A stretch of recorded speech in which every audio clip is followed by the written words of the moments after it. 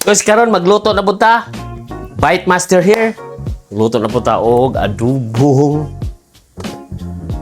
Paborito kay ni nako. Kani ba? Kaning atay sa manok. Oh. Ang sikreto sa pag-adobo, 1:1 ra gyud na.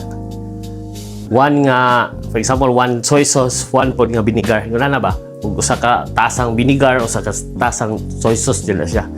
So, mo na siya, nami na yung adobo ana. Right? Alright. At sa pa-brown nun, humut siya. Ang aroma ha. Okay. Right, ang ato ang onion. Nya og ato ang sili. Dami man kuan ato na siya pa-brown nun. May sikreto ano niya. Sa roll nga magluto mo, dili ibutang ang luwag. Permi sa kuan dili ibilin. Human yung kay ana ibutang dayon diha. So, atong i-add ang manok.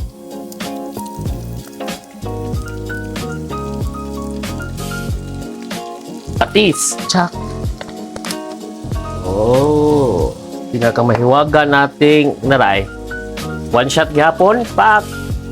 Oh. Na. One shot gihapon nga vinegar. Mo ni kong gingon nga 1:1. Alright. Alright. After 15 minutes, naluto na ang ato ang adobo ng manok sa atay.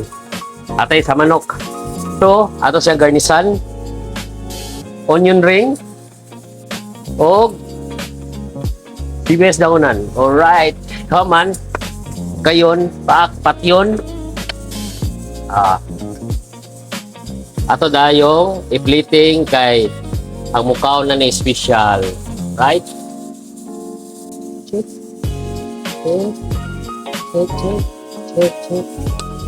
So, ready na ang atong adobo sa atay.